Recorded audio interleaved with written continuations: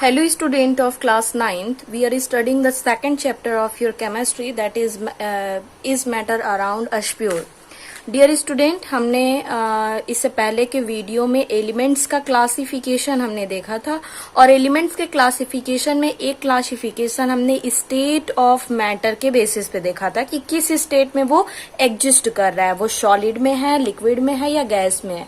इसके बेसिस पे हमने यहाँ पे क्लासिफिकेशन करके देखा था कि लिक्विड एलिमेंट्स ओनली 2 ही होते हैं, mercury and bromine.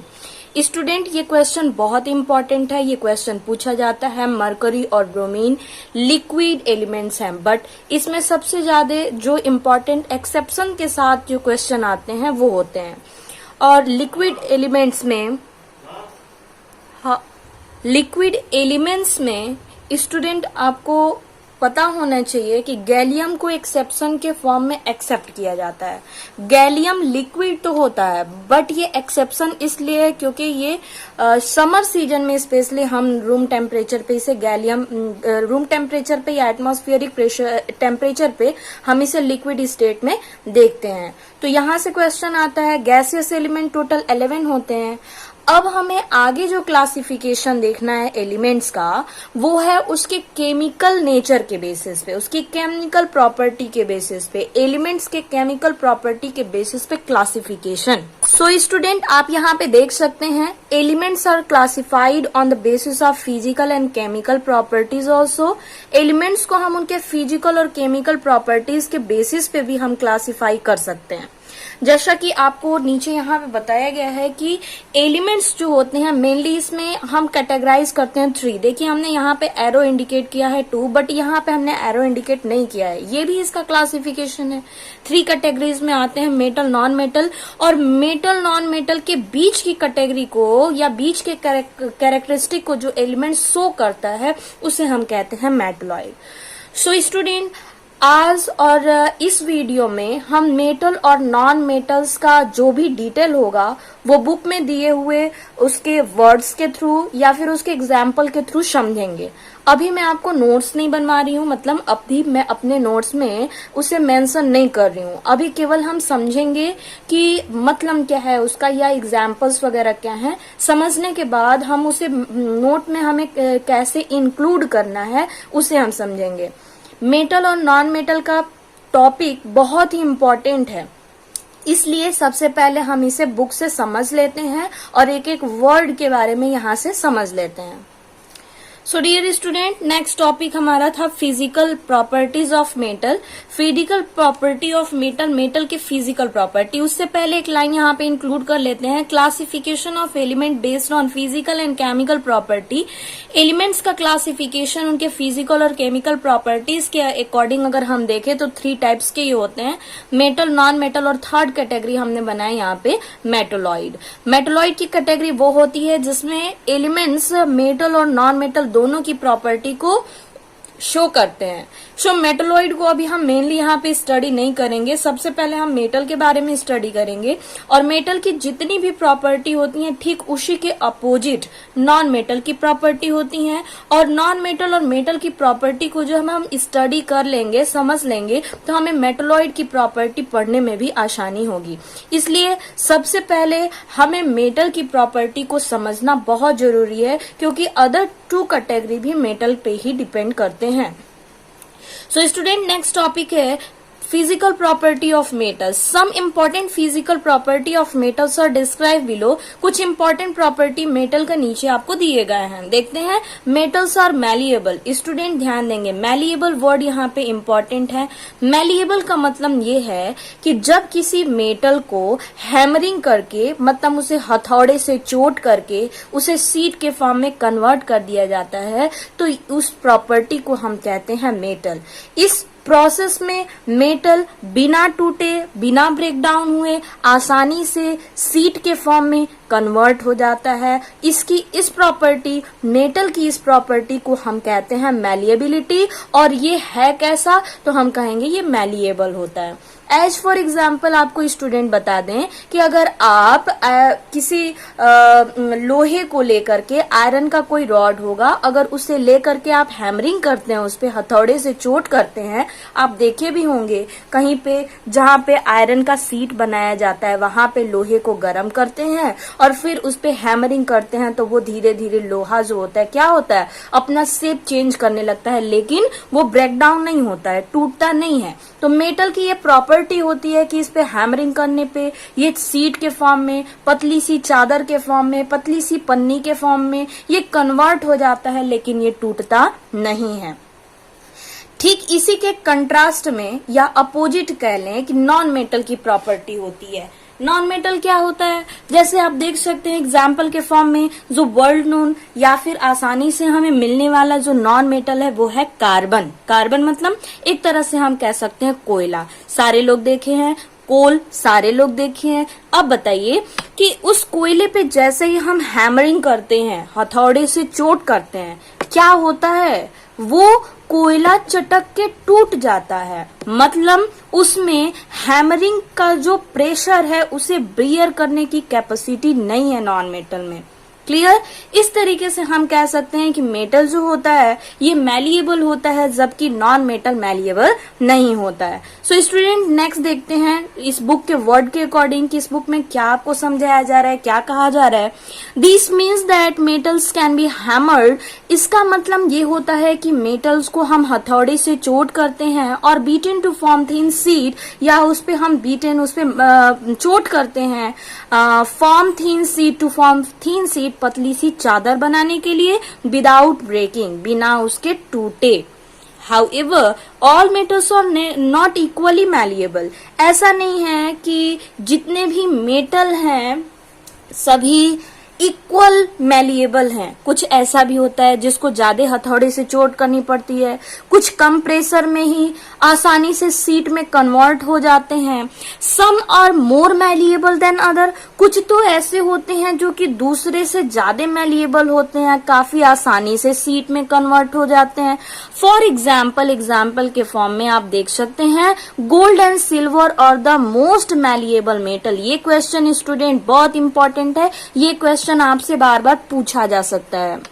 So student हमने इसे क्या किया, हमने इसे अंडरलाइन कर दिया जिससे आपको पता चले कि ये क्वेश्चन बहुत ही इंपॉर्टेंट है। आपसे क्वेश्चन पूछा जाएगा एमसीक्यू में, तो आप बताएंगे कि गोल्ड एंड सिल्वर सबसे ज्यादा मैलिएबल मेटल होते हैं, इसको आसानी से हम लोग सीट के फॉर्म में कन्वर्ट कर सकते हैं, और इसी प्रॉपर्टी के वजह से गोल्ड स्मिथ गोल्ड की ज्वेलरी या फिर सिल्वर की ज्वेलरी बनाने के लिए आसानी से उसे सीट के फॉर्म में कन्वर्ट कर लेते हैं, या फिर उसे वायर के फॉर्म में, पतली से हम कह सकते हैं वायर के फॉर्म में उसे कन्वर्ट कर लेते हैं आसानी से। अब देखिए गोल्ड और सिल्वर के बाद कौन है, एल्यूमिनियम, कॉपर, आयरन और ऑल्सो हाईली मैलिएबल।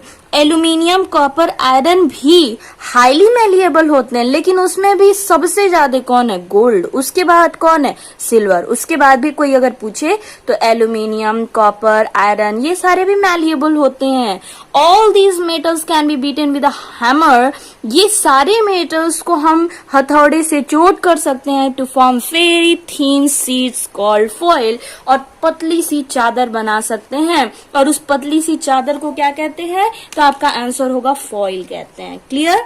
यहाँ से इसको हम हाईलाइट कर लेते हैं, फॉइल कहते हैं। फॉइल आपको स्टूडेंट में बता दूं, मेडिकल से जब आप दवा की स्ट्रिप लेकर के आते हैं तो उसके पीछे सिल्वर कलर का जो लेयर लगा होता है वो स्पेशली एल्यूमिनियम का लेयर होता है। चलिए एक एग्जाम्पल हो गया, नेक्स्ट एग्जाम्पल देखते हैं। अच्छा, ये जो बिस्किट या फिर नमकीन वगैरह की जो पैकेट्स होती हैं वो भी अगर अंदर से हम देखें, ऊपर तो डिफरेंट टाइप के लेयर होते हैं, कलर से कलर्ड होता है, डाई किया जाता है, उसे उस पे प्रिंट किया जाता है, बट अगर अंदर से देखें तो वो भी सिल्वर कलर का दिखाई देता है। बहुत ही पतली सी चादर होती है, बहुत ही पतला सा लेयर होता है, बहुत ही पतला सा हम कह सकते हैं सीट होता है, उसे ही हम कहते हैं फॉइल। जब किसी मेटल को हम हैमर्ड करके उसे थीन सीट में कन्वर्ट कर देते हैं तो उसे हम फॉइल कहते हैं। दीज मेटल सीट्स और and foils have a number of applications, और इनके बहुत सारे लाभ हैं, बहुत सारी यूजफुलनेस है। फॉर एग्जाम्पल, जैसे एग्जाम्पल के फॉर्म में silver foil is use for decorating sweets. आप देखे होंगे जो मिठाइयां होती हैं उनके ऊपर सिल्वर फॉइल, सिल्वर का एक लेयर लगा दिया जाता है। स्पेशली हम शादी वगैरह में जाते हैं कहीं पे, तो वहां पे आप देखे होंगे बड़ा वाला जो लड्डू होता है उसके ऊपर क्या होता है, सिल्वर फॉइल लगा होता है, चमकता रहता है अच्छा लगने के लिए, डेकोरेट करने के लिए। तो वहां पे आप देख सकते हैं वो बहुत ही ज्यादा फाइन लेयर होता है। सो स्टूडेंट, यहाँ पे silver foil is use for decorating sweets, aluminium foils are use for wrapping medicine, cigarettes and food items like biscuit, chocolates, etc. Milk bottle caps और also made up of aluminium foil. ये कुछ example या कुछ applications आपसे पूछे जा सकते हैं, फॉइल का हम कहाँ पे यूज करते हैं, क्या कैसे है, ठीक है।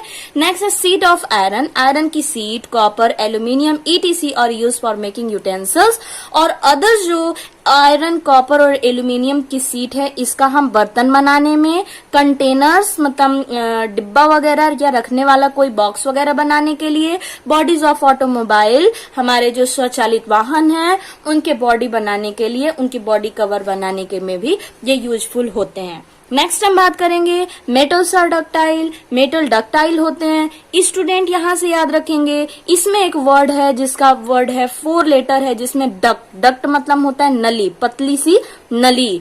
और हम आपको बता दें कि मेटल्स को जो काफी ज्यादा मास के फॉर्म में होता है उसे हम हीट प्रोवाइड करते हैं, और उसे हीट, जब वो हीट रहता है मतलब थोड़ा सा गर्म नहीं रहता है, तभी उसको हम जब ड्रॉ करते हैं तो पतले से तार में वो कन्वर्ट हो जाता है जब उसे हम स्ट्रेच करते हैं, खींचते हैं, ठीक है, और वो वायर का फॉर्मेशन कर लेता है। तो इस तरीके से हमने देखा कि मेटल में ये भी प्रॉपर्टी है कि मेटल को हीट प्रोवाइड करके जब उसे स्ट्रेच किया जाता है, ड्रॉन किया जाता है, तो वो क्या वायर में कन्वर्ट हो जाता है। इस तरीके से हम कह सकते हैं, इस प्रॉपर्टी को हम कहते हैं डक्टिलिटी, और मेटल में ये होता है इसलिए हम इसे कहते हैं metals are ductile. Clear. As for example आपको बता दें कि आप आयरन का वायर देखे होंगे, या फिर आप देखते होंगे कि सोना जो होता है यानी कि गोल्ड जो होता है उसका भी वायर आता है। सिल्वर जो होता है, सिल्वर का भी वायर है। कॉपर वायर आप देखे होंगे, जो केबल वगैरह होता है, केबल वायर होता है, उसके अंदर जो होता है पतला सा जो वायर होता है वो कॉपर का वायर होता है। एल्यूमिनियम का वायर देखे होंगे, जो हमारे घरों तक, हमारे मोहल्ले तक या फिर रोड के साइड में जो वायर लगे होते हैं, 1 पोल टू 2nd पोल के तरफ जो वायर लगे होते हैं वो एल्यूमिनियम के बने होते हैं। तो ये मेटल्स को ड्रॉ करके बनाया जाता है, उसे हीट प्रोवाइड करके उसे ड्रॉ किया जाता है, तो वो क्या हो जाता है, कन्वर्ट हो जाता है। अब ये डिपेंड करता है कि किस मेटल की प्रॉपर्टी के अकॉर्डिंग वो कितना ज्यादा ड्रॉ कर सकता है, कितने ग्राम में कितना मीटर हम वायर को क्या कर सकते हैं, ड्रॉ कर सकते हैं। तो देखते हैं, this means that metals can be drawn और स्ट्रेच इनटू थिन वायर। इसका मतलब ये होता है कि मेटल को ड्रॉ किया जा सकता है और स्ट्रेच इनटू थिन वायर, या फिर इसे थिन वायर, पतली सी वायर के फॉर्म में इसे खींचा जा सकता है। लाइक मैलिएबिलिटी की तरह ही all metals are not equally ductile. ऐसा नहीं है कि बहुत जितने भी मेटल हैं सब में एक जैसी प्रॉपर्टी है और आसानी से सब डक्टाइल हैं, सब में को हम ड्रॉ कर सकते हैं वायर के फॉर्म में। कुछ आसानी से ड्रॉ हो जाते हैं, स्ट्रेस आउट हो जाते हैं, कुछ जो होते हैं आसानी से नहीं होते हैं।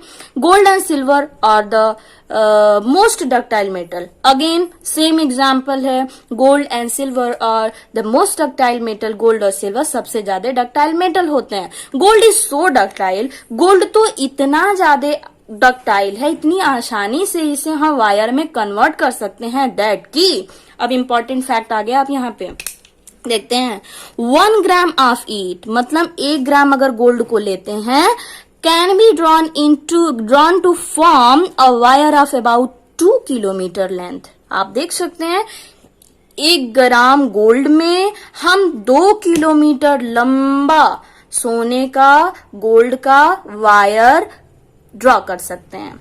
Copper and aluminium metals are also highly ductile. Copper और एल्यूमिनियम भी डक्टाइल होते हैं, उन्हें भी हम ड्रॉ कर सकते हैं वायर के फॉर्म में, and can be drawn into thin wire, और थिन वायर के फॉर्म में इसे हम ड्रॉ कर सकते हैं। सो स्टूडेंट, इसके बाद एक नेक्स्ट वीडियो और बनेगा, उसमें हम इसके आगे की प्रॉपर्टी को समझेंगे। स्टूडेंट, मेटल्स की प्रॉपर्टी को समझना बहुत ही जरूरी है, क्योंकि इसी के बेसिस पर नॉन मेटल की भी प्रॉपर्टी डिपेंड करता है, और नॉन मेटल्स की प्रॉपर्टी पढ़ने के बाद मेटलॉइड पढ़ना काफी आसान हो जाता है। सो नेक्स्ट वीडियो में हम इसके नेक्स्ट प्रॉपर्टी के बारे में स्टडी करेंगे। Thank you.